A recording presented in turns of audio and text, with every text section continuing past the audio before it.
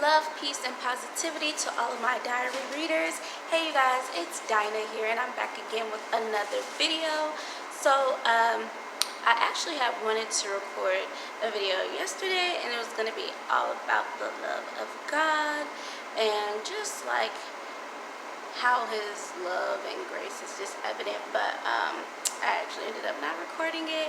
But today's video is going to be all about the preparation and benefits of fasting. As you guys know, I am fasting. In my other videos I was talking about I was getting ready to do the fast, so today is like the official day I'm fasting. I deleted my social media apps off my phone, and except for YouTube, so I can still upload videos. But yeah, and I've just been, dedicating time to like praying and reading the word. I need to really like spend more time dissecting it and not just like passively reading it. And yes, and abstaining from like just superficial secular things like secular music and stuff like that. So yeah, and I just want to tell you guys about this video I was listening to, this message. You already know I love Dr. Miles Monroe, so my best friend who I am fasting with, we are doing it together because you can do personal fast, but it's just power in numbers. It's always great to fast in groups or with just like one or two other people. So and it's more powerful too, like if you guys are like touching in agreement or something. But anyway, so she sent me this Dr. Miles Monroe video about fasting, and I've seen it before and I kept telling myself I need to watch it before I actually dive into this fast, because he talks about preparing to fast and things like that. And then he also discusses like the purpose of fasting. I think that's the name of the video, the purpose of fasting, and like the benefits and all these great things that happen. But he also discusses like the spiritual effects of fasting, whether it's good or bad, because let's be honest, like when you open yourself up like that, he's talking about like you're giving yourself more capacity to be filled spiritually. And ideally when we're fasting, we want to be filled spiritually by the Lord. But if you're not doing it like for the Lord, like if you're not in cahoots with him, you can allow yourself to be filled by other spirits if you're not already occupied with the Spirit of God.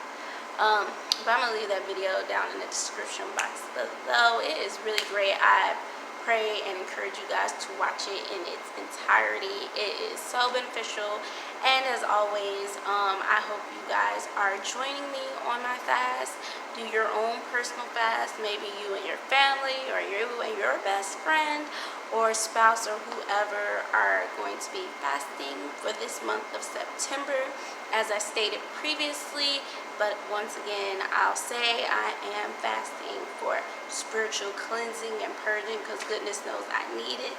My spirit man has been crying out because my spirit man has not been fed in over a year, really. Let's be honest. And whatever you feed, that's what you're giving strength to. So if you're constantly feeding your flesh and your spirit is being neglected, your spirit gonna starve and your flesh is going to live and be dominant. And then you'll find yourself in situations like me, like why am I like finding myself like saying certain things, behaving in odd manners that I ideally would not want to, but you just find yourself just pretty much being a different person. And that's because who we truly are, we are spirit beings in a physical body. And that's why it's necessary to fast, so you can check your body, check yourself, and remind yourself like who you are, becoming true to your identity, true to yourself at the core. Because our flesh is so loud and rambunctious, and it just tries to take over and take control. And that's why you need to suppress that thing. Well, not suppress, but like put that thing under and keep it in its place and let it know that it's not ruling anything. Like, we need to be ruled and led of God and his spirit. You know what I'm saying? So I personally, like Dr. Miles Monroe encourages the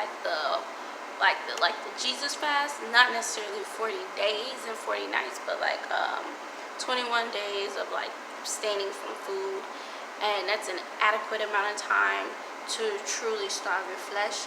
Because like when you do 7-day fast, like it's pretty much not until like 30, let me see, 7-day fast, I don't know, I'll just let you guys watch the video because I was going to try to explain it and I don't want to like say the wrong thing, so just go and watch the video. And yeah, and I just also want to encourage you guys on another note to just not quit and not to give up. So just encouraging you guys like to, you know, go full out, whether it's with your fast or just anything in life. Because when I decided to fast, like it was just like a lot of crazy thoughts would come into my mind to try to discourage me. And you know, the enemy was always going to have his little whispers in your ear trying to deter you, distract you, and get you off track from things that you really want to do. Like the Lord had already showed me and spoke to me like in prayer the other day about something I was concerned about, and he like eased my mind about it. And I'm like, yes, like after this fast, things are gonna be turning around and stuff. And then I had got another idea later that night. I'm just gonna tell you what it is, because it's like it's gonna be too confusing. Anyway, so basically, what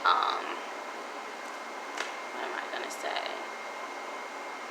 Anyway, so like basically, like I have been an exotic dancer, and so I'm trying to pursue that again since I had moved. So I'm trying to pursue that in a new area. And I was like thinking to myself, like, I know I need a spiritual cleansing and purging, and you know, to get close with God and to hear from him and just be, you know, his daughter, you know, tight knit and all that. And so I was like, but when I was like living on my own and stuff, I kind of like became my own God, where I thought I had to provide solely for myself and not really be like 100% dependent on God, you know. So I was like thinking like I had to provide for myself. So you know, I was being a dancer and making decent money. Definitely wasn't making as much money as I could have, but really decent money. It was just really, I just love the freedom to be able to do whatever I want whenever I wanted, go to work when I want, go on a trip if I wanted to, things like that, you know. And so when I was thinking about doing the fast, I'm like, I already know, like, the way I am, like, I'm a really logical person, and I believe in living the word. Like, I believe the word of God is true, and I believe in living the word. So I already know if I'm dissecting that thing and I'm constantly consuming the word of God and spending time with him in his presence, like, I'm gonna fall back in love with him. We're gonna be close again, and I'm just not gonna be able to bring myself to like step foot back in the club. And I'm just like, well, if I don't work at a club, you know, I'm just thinking about like the money and the freedom. I'm like, I don't want to work a normal 9 to 5 again. Like, I've been there, done that, over it. Like, I tried it when I moved, tried to work normal jobs, and I just kept finding myself being drawn to exotic dancing. And so I was like, I don't want to. I want to be able to be my own boss, make my own hours, be in control of the amount of money I make. And once again, like, I love to travel, so I love having that option to be able to just pick up and go whenever I want. God also blessed me not to have any kids, so that's why I could just like travel at ease whenever I want. So I was just thinking about like things that I want, and also, you know, materialistic things, being able to go shopping whenever I want, buying all these things, keeping my bills paid, paying off all my debt, getting my dream car, all that stuff. And so so I was thinking about that. I was like, if I do this fast, then that is going to put this lifestyle that I desire and created for myself at risk, you know.